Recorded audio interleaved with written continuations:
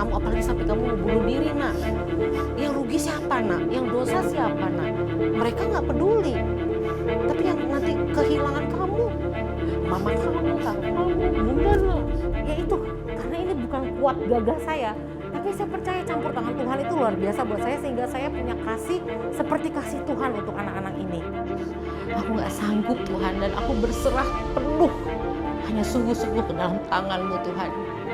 Engkau sendiri akan memberikan terus kekuatan dan penyertaan dan pemeliharaan-Mu boleh terus sempurna buat kami. Terima kasih Tuhan, terima kasih. Itu yang tadi awal saya bilang, anak-anak ini memang tidak lahir dari rahim saya. Rahim itu cuma organ tubuh, tapi tidak beda dengan hati. Tapi saya bilang hanya proses yang beda. Ketika seorang ibu lahir lewat rahim, kalau anak-anak ini lahir lewat hati saya.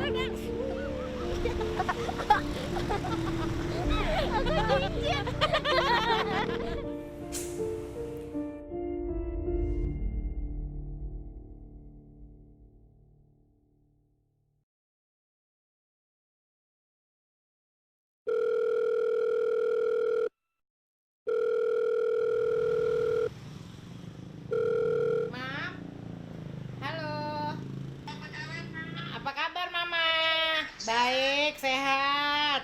Ya, baik-baik lah. Iya. Di sana baik-baik semua. Baik, Ma. Puji Tuhan. Amin. Jadi pas saya kesini, papa saya belum saya izin secara langsung.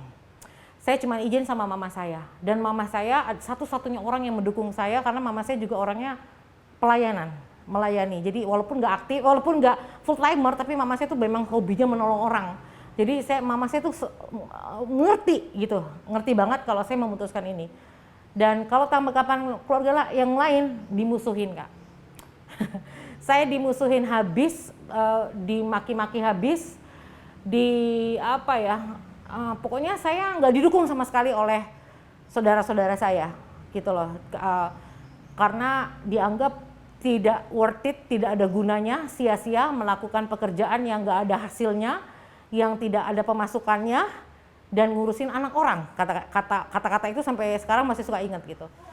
Ayo semua anak-anak yuk makan yuk, kita semua. Berarti 3 doang Kak Rina. Makan. Ayo anak-anak yang lain bawa piring. Ayo bawa piring, semua sendok ya.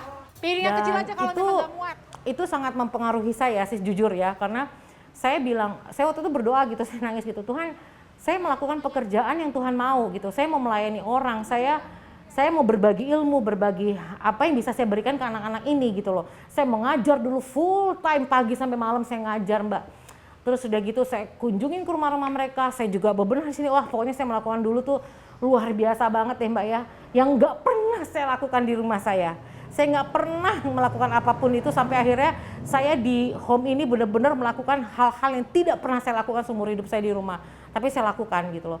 Ya kita rendah hati lah, Mbak. Kita ditempatkan di mana ya kita harus belajar beradaptasi. Kita belajar harus menyesuaikan. Dan itu cukup lama, Kak. Sekitar 3 tahun baru keluarga saya menerima saya dan bahkan mendukung saya. Apa sayang? Mau apa? Mau copot rambut. Ya udah sini. Sakit ya? Sabar deh, nanti sakit deh. Itu yang namanya panggilan. Tuhan sudah menetapkan saya, kamu akan saya utus di Cilincing. Nah, kenapa saya di Cilincing ini kok terbeban? Padahal anak-anaknya pun juga sama kesulitan. Anak-anaknya itu juga anak-anak yang mengalami kesulitan seperti di tempat-tempat lain. Tapi entah kenapa hati saya kok benar-benar sudah di sini. Makanya seperti tadi saya bilang, pertama kali saya datang, saya sudah meninggalkan hati saya di Cilincing. Yang saya percaya itu adalah campur tangan Tuhan. Makanya Tuhan sampai mengizinkan saya sakit, mengizinkan saya operasi, supaya saya keluar dari kerjaan, dan saya akhirnya memutuskan tinggal di sini. Dari 12 tahun sampai sekarang. Dari anak-anak saya umur 3,5 tahun sampai sekarang, mereka sudah ada yang SMP, sudah ada SMA. Yang anak SD sudah kuliah. Ini namanya Karin. Datang ke home itu umur 2,5 tahun. Jadi benar-benar udah netap tinggal di home sampai sekarang. Jadi Karin ini dari 2,5 tahun sampai Juli kemarin dia 3 tahun, ya udah tetap di sini sekarang, dan nempel banget deh, nempel banget. Dan kalau malam harus tidurnya benar-benar sama saya.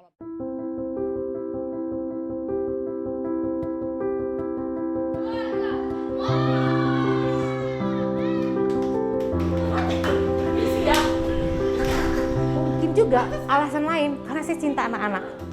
Saya sangat cinta sama anak-anak. Jadi ketika saya melihat anak-anak ini, saya senang aja. Saya senang aja dan saya senang merangkul anak-anak ini. Saya melihat, aduh anak-anak ini, apalagi maaf nih Kak, waktu datang tuh kan dekil-dekil banget ya Kak ya, anak-anaknya, aduh ya ampun Tuhan, anak-anak itu dekil banget, dekil banget, nggak pakai sendal, nggak pakai sepatu, nggak pakai sendal, terus bajunya kumuh, terus begitu, aduh kotor banget gitu, sebagian besar begitu. Dan ketika saya di sini menemukan anak-anak yang memang lahir dari keluarga yang orang tuanya tidak mengerti tentang karakter maupun manner. Jadi kadang-kadang saya tidak menyalahkan orang tuanya pun mungkin tidak mengerti karena dari sebelum-sebelumnya tidak ada pendidikan karakter atau manner. Dan itu yang menjadi tantangan berat banget saya, apalagi sekarang saya sendiri ketika saya serumah dengan anak-anak ini, membekali mereka dengan karakter yang baik benar itu benar-benar menguras energi saya banget Kak, gitu. Benar-benar saya sampai stresnya kayak luar biasa karena mengubah orang itu nggak mudah. Tapi saya pikir mengubah anak-anak kecil itu lebih mudah.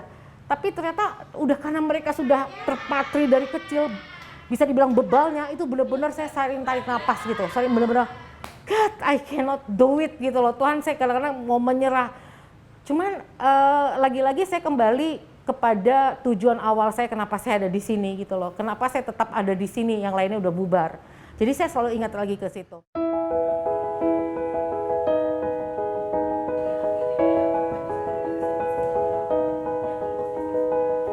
Nama saya Herlina, saya salah satu anak didik Home House of Mercy.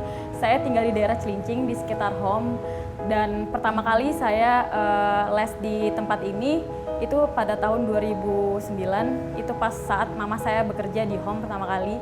Jadi mama saya bekerja sebagai tukang cuci dan juga tukang gosok di Home. Jadi karena tempat-tempat les di luar sana sangat mahal, jadi saya tidak mempunyai biaya, sehingga pas mama saya tawarin untuk ada les gratis di Home, dibuka di Cilincing, jadi saya sangat senang dan saya akhirnya bergabung di Home saat saya kelas 2 SMP mau masuk ke kelas 3 SMP.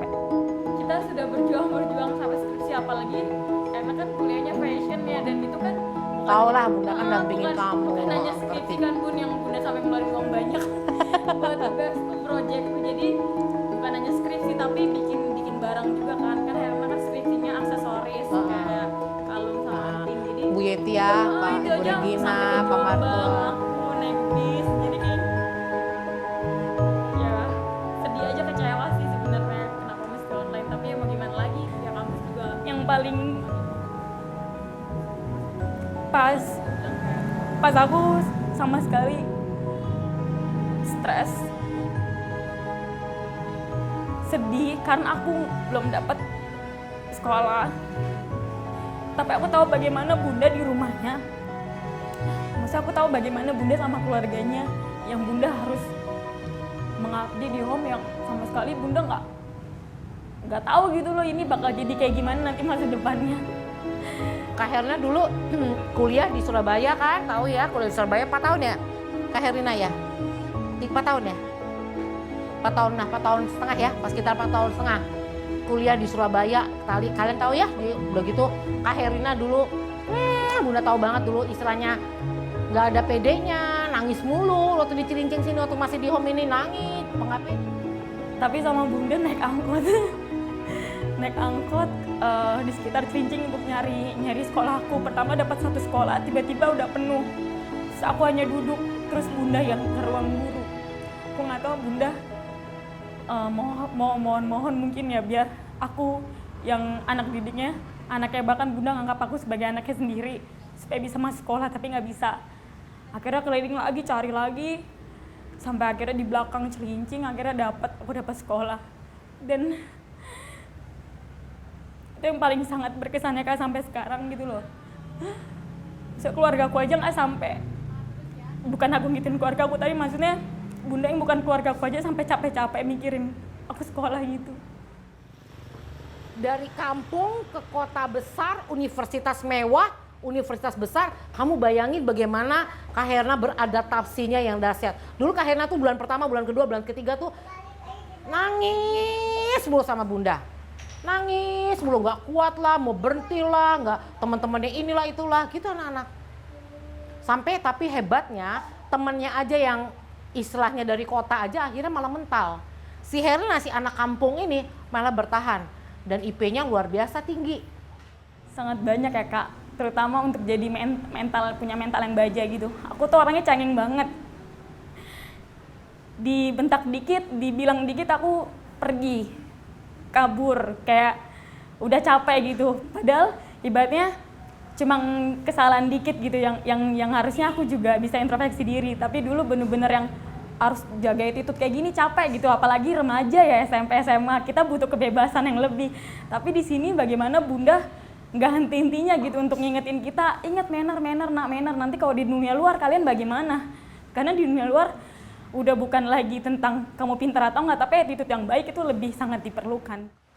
Pokoknya segala sesuatu mendatangkan kebaikan. Walaupun itu pahit, tapi pasti ada rencana Tuhan yang indah. Kamu udah buktikan loh, Bunda bangga banget sama kamu. Kamu dulu takutnya, kamu nggak pede, sekarang kan kamu sudah Herlina yang cantik, yang wah keren banget ya. Semangat terus ya nak. Dan ingat walaupun sekarang pandemik, butik-butik tutup, pasaran desain kosong, kita buat sesuatu lah ya. Yang penting apa yang kita lakukan buat dampak buat orang, bisa berbagi, bisa menjadi teladan buat orang. Semangat nih ya. Iya. Oh, Cini sayang. Aduh Kak Cion, nggak apa-apa. Tapi saya lihat gitu. Kok saya nggak nyaman hati saya. Kok hati saya kayaknya belum puas. Oke, anak ini juara 1. Oke, anak ini juara 5. Oke, pendidikan akademiknya keren. Tapi kok masih narkoba ya? Tapi kok masih ganja? Kok masih PSK? Masih karakternya nggak baik, nggak benar. Terus panggilan aku di sini tuh apa gitu loh. Mereka juara 1 tapi karakter mereka nggak baik benar. Budi pekertinya nggak ada. Akhirnya saya dan tim merombak semua visi. Home ini adalah rumah kedua dan keluarga kedua buat anak-anak Cilincing. Kita menjadikan generasi yang berkarakter, beragama, cerdas dan berkarakter yang baik dan benar. Itu visi dan misinya kami Kak. Dan akhirnya ketika itu juga kami rangkul pertama-tama anak-anak itu. Biasanya dulu mereka datang les, habis les, belajar pulang, udah capek itu tidur. Sekarang enggak. Kami panggil anak-anaknya, cerita, ngobrol, ayo makan di home bareng. Kita rangkul, kita peluk mereka, kita dengarkan mereka, ada cerita apa, ngobrol, ajak kumpul bareng anak-anak, makan bareng, masak bareng. Kita ajakkan pendekatan seperti itu. Atau kita ajak keluar kemana, kita ajak itu. Terus mereka ngobrol, kita peluk Kak. Mereka tuh peluk kaget Kak, sempet tegang begini. Duh, gue diapain nih? Karena mereka nggak pernah dipeluk sama orang tuanya, nggak pernah dikasih telinga, nyaris semuanya. Tidak semuanya, tapi nyaris semuanya. Ada 2 anakku yang sakit, sebenarnya sih udah dari 2-3 hari yang lalu, dan sampai hari ini belum sembuh-sembuh juga. Jadi sebagai seorang emak-emak cukup panik juga, cukup parno juga, mendingan langsung kita ke dokter aja deh. Kan Bunda kan selalu pegang, kamu demam, anget-anget gitu, panas. Terus kamu ngerasain apa? Lehernya sakit, kepalanya pusing, tenggorokannya gak ada yang buka gitu. Minta anak saya jadi juara 1 di kelas, juara 2, apa juara 3, apa juara 5. At least dia bisa bersyukur, dia bisa mengucapkan terima kasih, dia bisa antri, dia bisa disiplin, punya manner, karakter yang baik dan benar.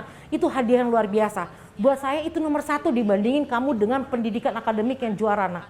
Dan itu sudah terbukti dari beberapa anak home. Ketika mereka dikerja, Bunda, aku bersyukur banget bisa kenal home. Ternyata apa yang Bunda dan kakak-kakak bilang kita harus gini, itu terjadi semua di dunia kerjanya aku Bunda. Itu benar-benar meneteskan air mata banget buat saya. Aduh wes gantengnya anakku iki. Apa kabar? Baik, Bunda. Aduh, sok cool banget sih. Aduh, ganteng banget sih kalau pakai seragam. Ya ampun, anakku ini wes keren banget, ya ampun. Lagi ngapa hari ini? Lagi duduk aja. Oh, lagi duduk aja. Di mana nih, Bal? Lagi di mes apa di mana? Ya, puji Tuhan lah, dari lulusan ruangan sempit ini ada anak-anak yang sudah menjadi sukses lah. Ada yang jadi bidan, ada yang menjadi sekretaris eksekutif, ada yang menjadi IT handal, ada yang bisa menjadi ABRI sekarang. Itu udah luar biasa kebanggaan saya gitu loh sebagai ibu kedua yang dulu susahnya minta ampun gitu loh Kak.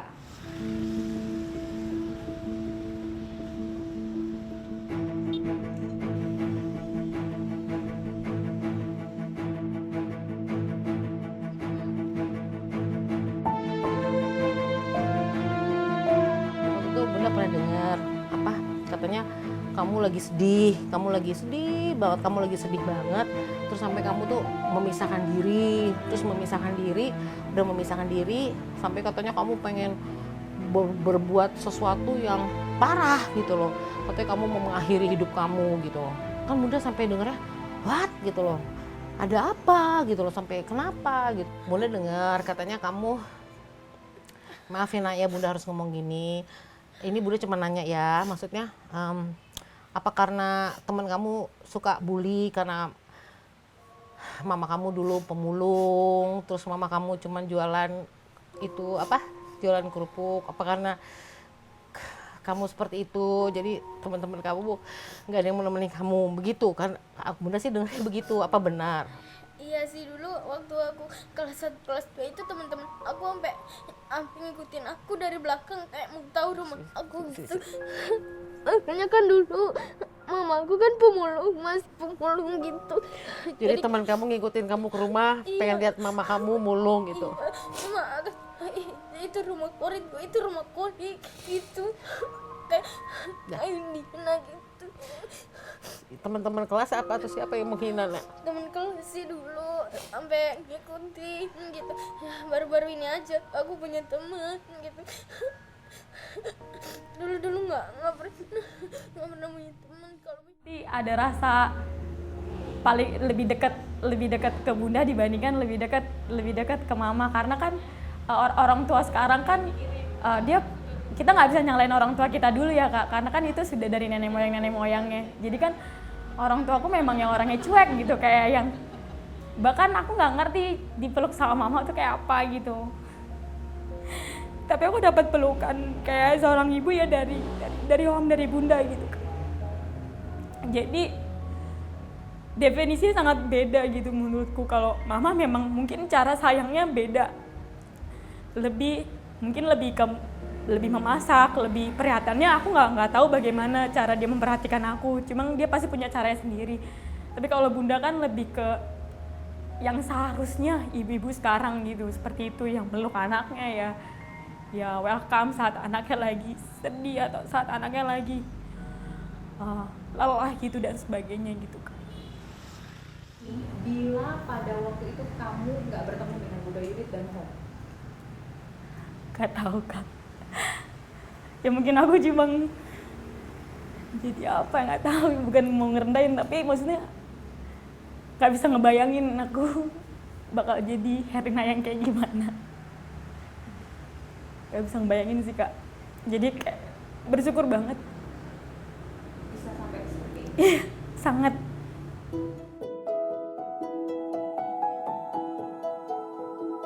Kita mau ke rumah siapa nih sekarang nih? Ke rumahnya Taufan kali ya, Taufan apa Jordan ya, untuk ngasih berbagi.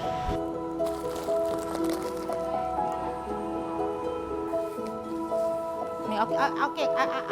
Alin bantuin Bunda ini. Alin bagi 9. Kita untuk berbagi ke teman-teman Alin di luar sana. Tuhan bilang, no Yudit, kamu belum selesai, kamu masih di situ. Ya saya nggak akan bisa pergi.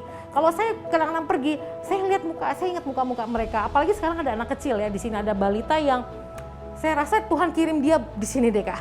Yang buat saya akhirnya bisa semangat lagi, dan kesulitan untuk saya pergi lama, kesulitan saya untuk meninggalkan home bisa karena saya terpikiran anak kecil ini. Saya yakin memang mungkin itu cara satu Tuhan. Tuhan tahu saya udah lelah, Tuhan tahu saya udah capek, Tuhan tahu saya sudah lelah banget gitu. Karena saya menghadapi anak ratusan ya Kak, anak saya ratusan dengan saya sendiri gini, saya stres banget gitu. Aku lelah Tuhan, aku lelah dan seringkali aku nggak sanggup. But I have you Lord, I have you. Kedua apa? Tanggung jawab saya ke sahabat-sahabat home. Sahabat-sahabat home di luar sana banyak sekali yang luar biasa sayang saya, sayang home, mendukung anak-anak saya. Saya merasa terbeban positif untuk bertanggung jawab ke mereka yang sudah sangat peduli sama kami. Untuk saya harus bertahan untuk anak-anak ini. Itu aja sih Kak. Kebahagiaan saya itu saya melihat anak-anak saya bahagia Mbak. Hanya itu. Saya nggak punya cita-cita besar, nggak punya mimpi besar harus home ini seperti apa, hebat seperti apa, terkenal semuanya. Enggak, Mbak. Saya melihat anak-anak saya berhasil, punya karakter yang baik dan benar. Terutama bisa melihat anak-anak saya tersenyum. Bisa melihat anak-anak saya bahagia. Dan aku berserah penuh hanya sungguh-sungguh ke dalam tangan-Mu Tuhan. Engkau sendiri akan memberikan terus kekuatan dan penyertaan dan pemeliharaanmu boleh terus sempurna buat kami. Terima kasih Tuhan, terima kasih.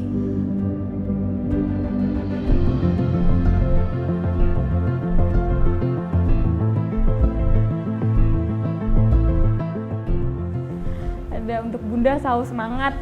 Apapun yang terjadi, Bunda mungkin orang luar di sana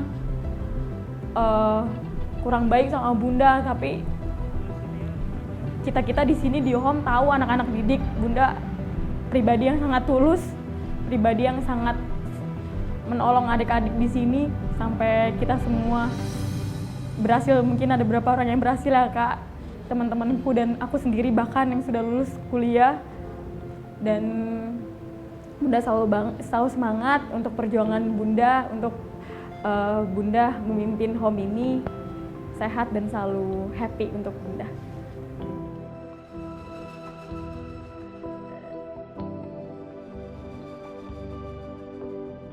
Untuk ibu-ibu yang ada di luar sana, saya mau support, mau doakan satu kata yang selama ini dasar fondasi saya untuk bisa bertahan. Cuman satu, Ibu, jangan pernah menyerah. Seperti Tuhan tidak pernah menyerah sama kita. Hanya itu aja yang saya mau sampaikan untuk ibu-ibu. Dan harapan saya tentu sama dengan ibu-ibu yang di luar sana. Ingin anaknya berhasil dan bahagia. Itu cukup. Ibu itu cuma minta anaknya supaya berhasil dan bahagia. Punya fondasi yang kuat dengan ibu yang kuat. Punya fondasi yang hebat dari seorang ibu yang hebat.